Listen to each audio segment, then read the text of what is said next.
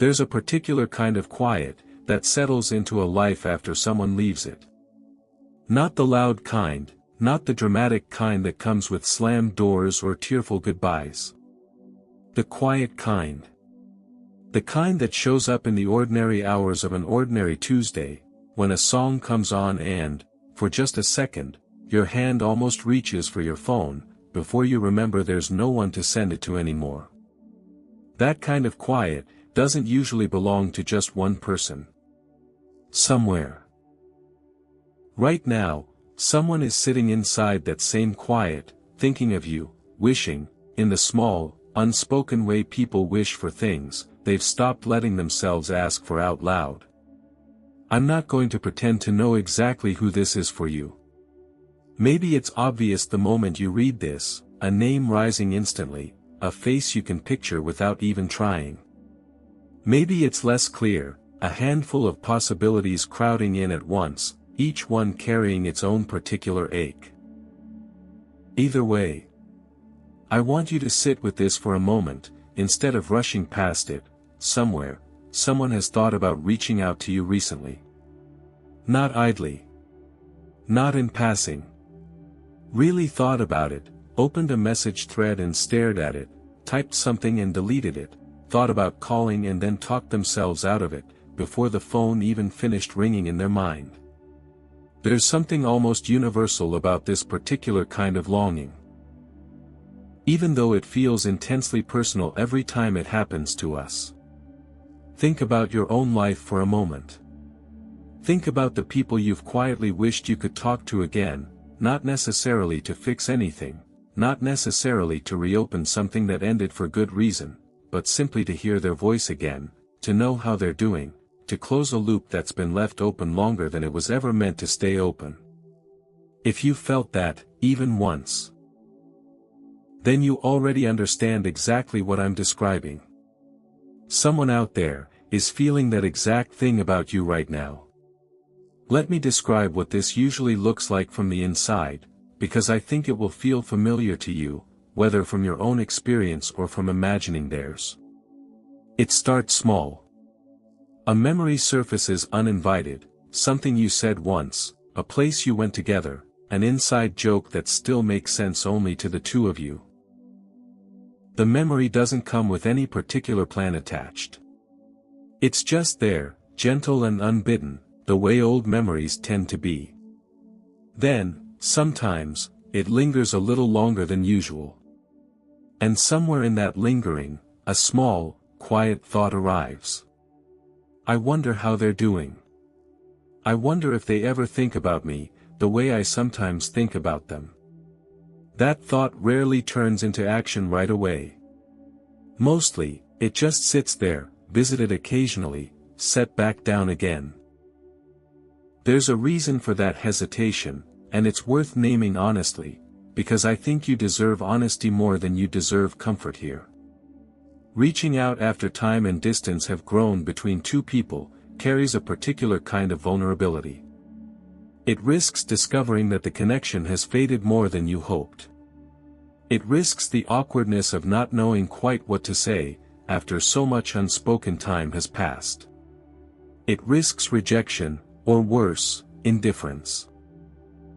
The sense that reaching out mattered far more to you than it would to them.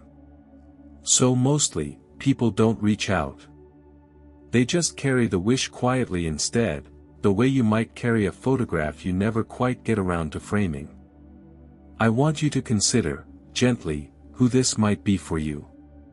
It could be an old friend, someone from a chapter of your life that closed not because anything went wrong, but simply because life moved you both in different directions, different cities.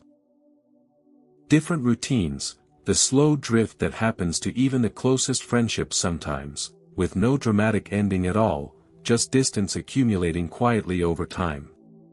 It could be someone from a relationship that ended, not necessarily one you'd want back exactly as it was, but someone whose presence in your life still leaves an echo, a wondering, a version of care that never fully disappeared even after everything else did. It could be family.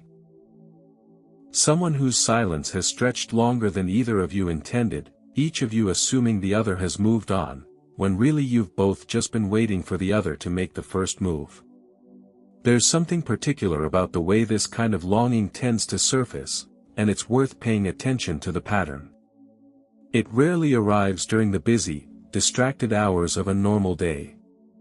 It arrives in the quiet, in-between moments, late at night when the house has gone still. During a long drive with nothing but the road and your own thoughts for company, in the strange stillness right after waking, before the day's obligations have fully claimed your attention yet. Someone, somewhere, has likely felt this exact ache toward you, in exactly those kinds of quiet moments recently. Late at night. On a drive. In the pause right before sleep, when the mind wanders toward whoever it still carries, even after everything else has been let go. I think it's worth asking yourself honestly whether you felt anything like this yourself recently, pointed towards someone in particular. Sometimes the clearest way to understand what someone else might be feeling toward you, is to notice what you've been feeling towards someone else. If a name has been surfacing in your own quiet moments, someone you haven't spoken to in a while, someone you've caught yourself wondering about without quite meaning to. That's worth paying attention to as well. These things have a way of moving in both directions at once, more often than people realize. It's entirely possible that while someone is quietly wishing they could speak to you again, you're carrying an almost identical wish towards someone else, neither of you aware that you're both circling the exact same kind of quiet longing, just pointed in different directions. There's a specific kind of grief that comes with this sort of unfinished connection, even when nothing dramatic ended it. It's not the sharp grief of loss you can point to and name clearly. It's softer, more diffuse, a low hum of unfinished business that never fully resolves into either closure or continuation. You go on with your life. You build new routines, new relationships, new versions of yourself that this person may not even recognize anymore if they saw them. But somewhere underneath all that ordinary forward motion, a small, quiet thread stays connected, refusing to fully sever, even years after the reason for staying in touch has technically ended. I want to be honest about why people carry that thread instead of cutting it, or instead of pulling it back toward reconnection. Mostly, it's fear disguised as respect for boundaries. People tell themselves they're respecting the other person's space. Respecting the natural end of a chapter, not wanting to intrude on a life that's moved on without them. Sometimes that's genuinely true and genuinely wise. But often, if you're honest, it's simpler than that. It's just fear of being the one who cared more, fear of discovering the connection doesn't mean what it used to, fear of the specific vulnerability of admitting, out loud, I still think about you sometimes, and I don't fully know why. Consider, too, how much easier it has become in recent years to know, technically, how someone is doing, without ever actually speaking to them. A glance at a profile. A photo that surfaces in a memory feed. A mutual friend mentioning something in passing. This kind of passive knowing has become so normal, that it quietly replaces real contact for a lot of people, offering just enough information to satisfy curiosity, without requiring any of the vulnerability that real reconnection demands. If someone has been keeping tabs on your life this way, watching from a careful distance, that's often exactly what quiet wishing looks like in its earliest, most cautious form, not yet ready to reach out, but not fully able to look away either. I think it's worth pausing here to ask what actually stops people from closing this distance, because understanding the obstacle usually says more than understanding the wish itself. Mostly, it isn't lack of care. It's uncertainty about welcome. People assume, often wrongly, that too much time has passed for a message to be anything but awkward, that the other person has surely moved on completely, that reaching out now would only create discomfort rather than warmth. This assumption is almost always more pessimistic than reality actually turns out to be. Most people, receiving an unexpected message from someone they once cared about. Feel something closer to quiet pleasure than the intrusion the sender feared they'd cause. If you've been on the receiving end of a message like that before, an old friend resurfacing after a long silence, a former partner checking in with no particular agenda, a distant relative reaching out simply to say they'd been thinking of you, try to remember honestly how it actually felt. Chances are it didn't feel like an intrusion at all. It probably felt, even briefly, like being seen by someone who didn't have to bother remembering you, and chose to anyway. That's usually the actual emotional register of these reconnections, far gentler and more welcome than the anxious anticipation beforehand ever predicts. I want you to think, too, about your own side of this, because I suspect you're not entirely free of this particular ache yourself. Is there someone in your own life, past or present, that a part of you still wishes you could speak to again? Not necessarily to rebuild what was lost, not necessarily to reopen a door that closed for good reasons. Just to speak. Just to hear how they're doing, to let them know they crossed your mind, to close a small loop that's been quietly open for longer than you've probably admitted to yourself. If a name is surfacing for you right now, sit with it a moment instead of moving past it too quickly. There's a particular kind of regret that tends to accumulate around connections left unfinished, and it rarely announces itself as urgent. It's not the sharp regret of a single bad decision. It's the slow, quiet accumulation of almost messages, almost calls, almost reachings out that never quite happened, each one small enough to seem inconsequential in the moment, but adding up, over years, into a particular kind of ache. The ache of wondering what might have been said. What might have been mended or simply acknowledged, if only someone had been brave enough to send the message, instead of just composing it silently in their head. I don't say any of this to create urgency where none belongs, because reconnection, like most meaningful things, shouldn't be rushed simply out of anxious pressure.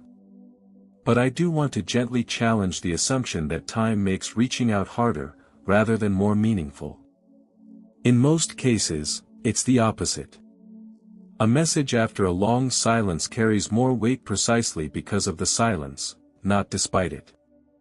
It says, clearly, without needing many words, "This mattered enough that I still thought of you, even after all this time, even without any particular reason to." Think about what it would actually cost you, to send a small message to whoever surfaced in your mind while reading this. Not a grand declaration. Not an attempt to reopen anything that isn't meant to reopen. Just something small and honest.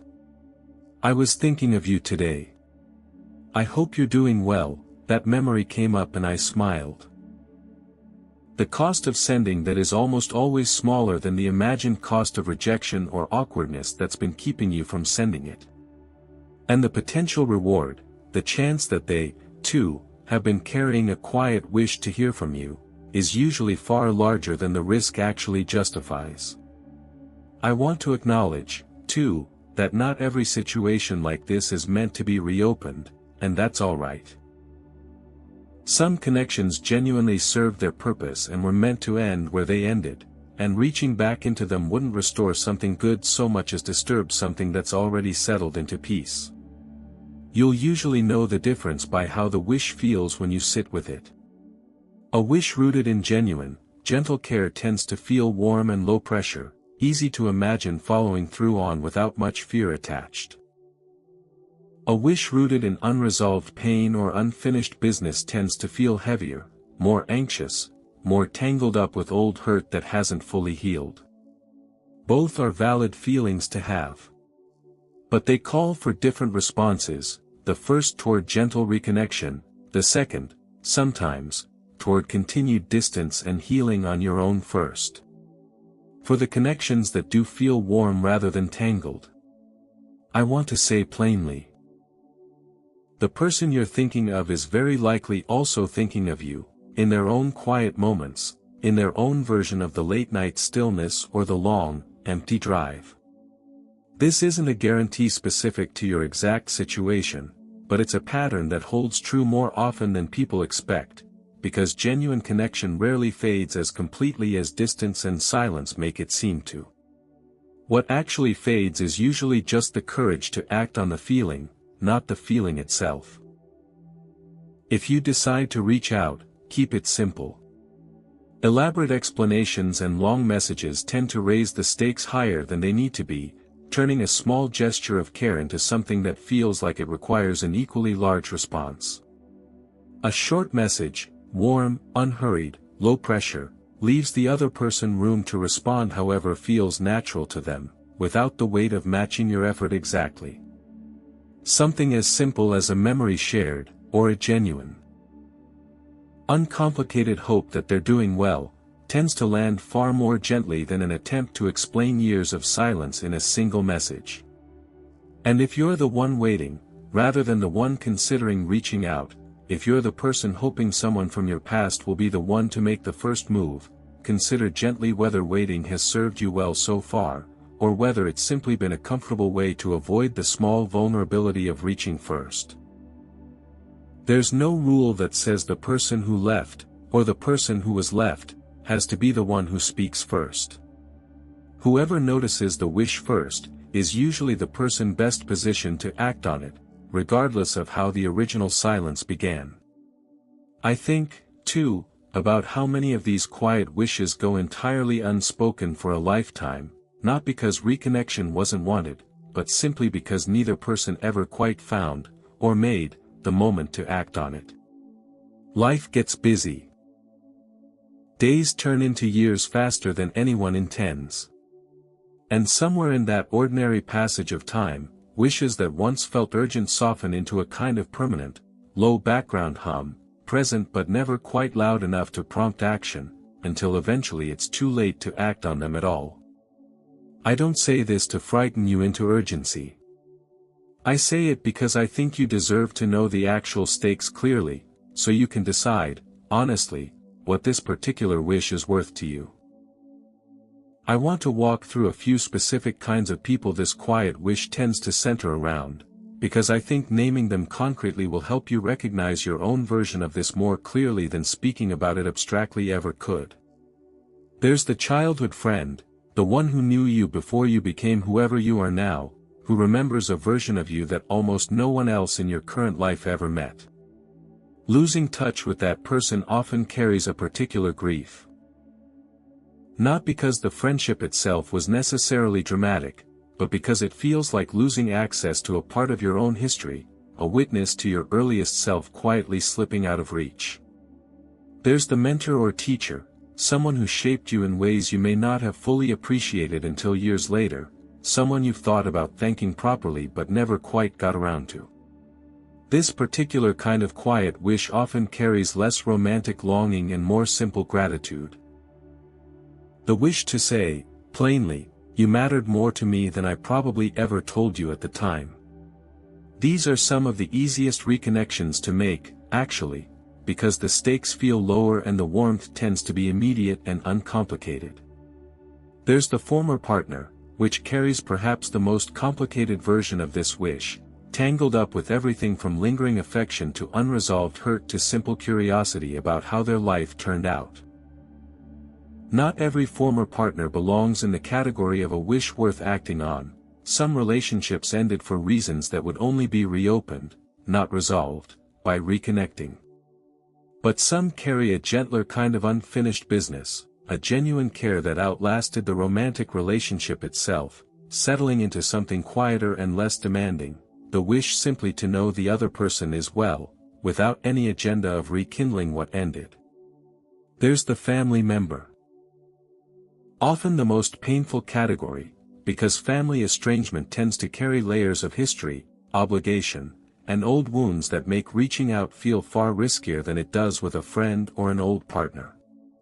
If a family member is who surfaced in your mind while reading this, know that this particular kind of quiet wish is common, more common than most people admit publicly, and that many long-standing family silences end not with a dramatic reconciliation, but with one small, ordinary message that simply says, I've been thinking about you, and I miss you, however complicated things have been. And there's the near stranger, someone you might not expect to think of at all, a person you knew only briefly, through work, through travel, through some short season of your life, who nonetheless left an impression disproportionate to the amount of time you actually spent together. These connections are easy to dismiss as unimportant precisely because they were brief, but brevity doesn't always correlate with insignificance. Sometimes the shortest connections leave the clearest, most persistent impressions, precisely because they were untangled by the complications that longer relationships accumulate over time. I think it's worth considering, too, why certain people linger in our thoughts long after regular contact has ended, while others fade quickly and completely. It isn't always about the depth of the original relationship. Sometimes it's about timing. A person who was present during a particularly formative or vulnerable period of your life tends to stay lodged in memory more persistently than someone who knew you only during an unremarkable stretch, regardless of how much time you actually spent with either of them. If someone from a hard or transformative chapter of your life has been surfacing in your thoughts, that's often exactly why, not because the relationship itself was necessarily extraordinary, but because they were present for a version of you that was undergoing real change, and that kind of witnessing tends to create a bond that outlasts ordinary circumstance. There's also something worth saying about the particular ache of realizing, sometimes suddenly, that too much time has already passed to reach out easily. This feeling tends to arrive in waves rather than steadily, dormant for months, then triggered suddenly by an anniversary, a photograph resurfacing, a mutual friend mentioning the person's name in passing. In that moment, the wish to reach out can feel almost urgent, only to fade again once the triggering moment passes, tucked back into the quiet place it usually lives. If you recognize this pattern in yourself, know that the urgency in those triggered moments is usually a more honest signal than the calm you feel the rest of the time. The wish doesn't go away between triggers. It just goes quiet, waiting for the next moment it surfaces to be taken seriously instead of let pass again. I also want to address something that might be sitting underneath all of this for you, a fear that reaching out, after enough time has passed, somehow requires justifying the silence itself. As though you owe an explanation for why you didn't reach out sooner. I want to gently release you from that requirement. Most reconnections don't actually need a formal accounting of the years in between. People are usually far more interested in what you're saying now, than in litigating why you didn't say it earlier. If you find yourself avoiding a message because you can't figure out how to explain the gap, consider simply not explaining it at all. Skip straight to the warmth. Let the explanation, if it's needed, come later and naturally, in conversation, rather than serving as a prerequisite you have to get through before you're allowed to say hello. There's one more thing worth considering, gently, before we reach the end of this. Not every quiet wish is meant to be acted on through direct contact, and that's alright too. Sometimes the most honest thing you can do with a lingering thought about someone, is simply to hold it with tenderness rather than urgency, to let yourself feel grateful they were part of your life at all, without needing that gratitude to translate into a message or a phone call. If reaching out genuinely doesn't feel right for your situation, whether because of complicated history, ongoing pain, or simply because some chapters really are meant to stay closed, you can still honor the wish quietly, internally, without acting on it externally. Peace doesn't always require reconnection. Sometimes it just requires acknowledgement. But for the wishes that do feel warm rather than tangled, I want to leave you with one final thought about timing, because I think it matters more than people usually credit it with. The right moment to reach out rarely announces itself with total certainty. There will always be some reason to wait a little longer. A busy week, an uncertain mood, a nagging worry about how it will land. If you wait for every condition to feel perfectly right, you may simply wait indefinitely, the the way so many people already have, carrying the same quiet wish for years without ever quite finding the moment they were looking for. Sometimes the actual right moment is simply the one where you decide, imperfectly, to stop waiting for a better one. Think, too, about how this particular kind of hesitation tends to compound over time in a way that's easy to underestimate. The longer you wait, the larger the gap starts to feel, and the larger the gap feels, the harder reaching out seems, which makes waiting feel like the safer option all over again. This cycle can continue for years, quietly, each year adding weight to a message that was never actually as complicated to send as the anticipation made it seem. If you recognize this cycle in your own life, know that breaking it usually requires acting slightly before you feel fully ready, rather than waiting for a readiness that the cycle itself is designed to keep delaying. I also want to gently name the flip side of all this, the quiet joy that tends to follow once the message is finally sent, regardless of how the other person responds. There's a particular kind of relief that comes simply from acting on an honest impulse, instead of continuing to carry it silently. Even in cases where the response is lukewarm, or slower than hoped, or doesn't lead to any real renewal of the relationship, most people report feeling better simply for having said the thing, for having stopped carrying the unsent version of it around. The wish, once spoken, tends to lose its heaviness, whether or not it leads exactly where you hoped it would. So here is what I'll leave you with. Somewhere, someone is genuinely, quietly wishing they could speak to you again, not necessarily today, not necessarily with any specific plan, but in the soft, recurring way that certain people simply never fully leave our thoughts, no matter how much time or distance grows between us. You may already know exactly who this is. If you do, let yourself sit with that knowledge a little longer than usual today, rather than letting it pass by the way you might have before. And when you're ready, not before, not out of pressure, simply when it feels right, consider being the one who closes the distance, even slightly. A message. A memory shared.